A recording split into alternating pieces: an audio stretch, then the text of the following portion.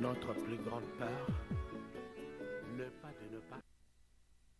Amis du petit écran, amis de l'émission Africa House, nous sommes encore vraiment très honorés ce soir de vous savoir vraiment nombreux devant vos petits écrans en train de suivre votre programme que vous aimez tant, l'émission Africa House.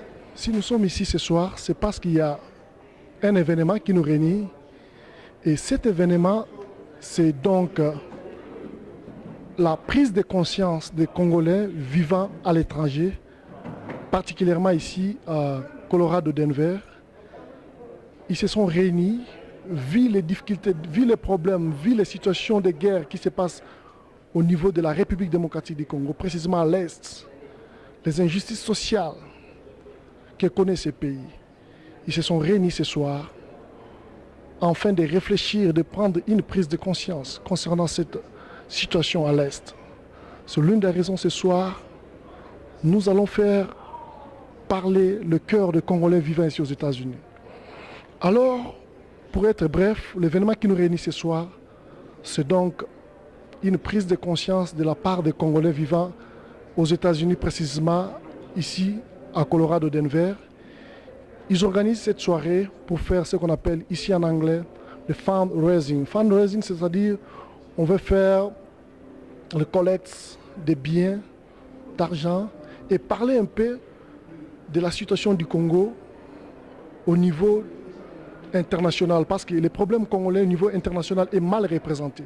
C'est l'une des raisons que les Congolais ont eu cette conscience de parler, d'exposer ces problèmes au niveau international, précisément ici aux États-Unis. Nous allons faire le micro-baladère, nous allons poser quelques questions aux gens qui sont venus participer et puis aux gens qui sont comme les organisateurs de cet événement.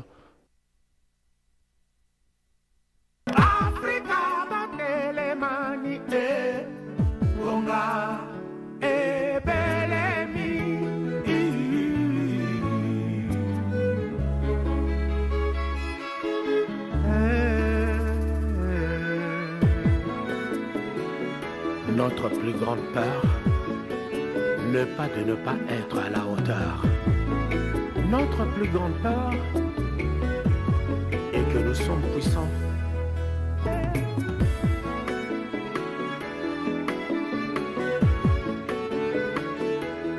Africa, Patrice Emery Lumumba, Kwame Nkrumah, Nelson Mandela, Modibo Keïta, Sam Nujoma, Jomo Kenyatta, Julius Nyerere.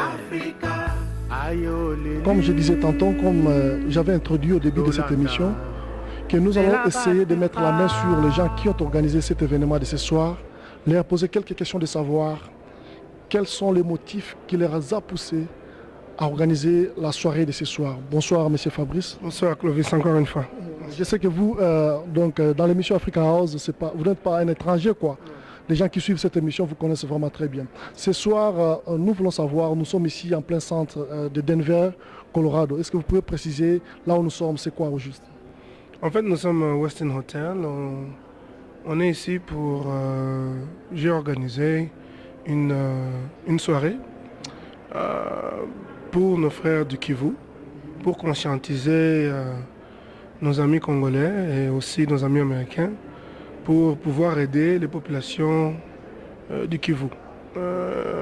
C'est un effort pour essayer de ramener le plus d'aide possible vers le Kivu. Les gens qui vont vous suivre ce soir aimeraient peut-être savoir un peu plus davantage, un peu plus en profondeur les motifs de l'organisation de cette soirée. Qu'est-ce qui vous a poussé, qu'est-ce qui vous a motivé? Parce que nous connaissons ces problèmes datent de très longtemps. Pourquoi c'est temps précis? Bon, comme la guerre vient de reprendre encore avec plus de rigueur et le nombre de morts que nous avons subis au niveau du Kivu, bon, il fallait bien qu'on fasse quelque chose. Et c'est en faisant ce genre de rencontres ici que nous commençons petit à petit à faire quelque chose. Vous pensez que de la manière dont vous avez organisé l'événement de ce soir, la voix du peuple congolais qui traverse vraiment des moments très difficiles pour ce qui concerne son histoire sera entendue à travers le monde. Bon, c'est un début. En venant à ce genre d'événement comme ça, on commence par attirer l'attention. On dit, voilà, le Congo n'est pas silencieux. Sur l'échiquier international, les Congolais, on se plaint parce que les Congolais sont mal représentés.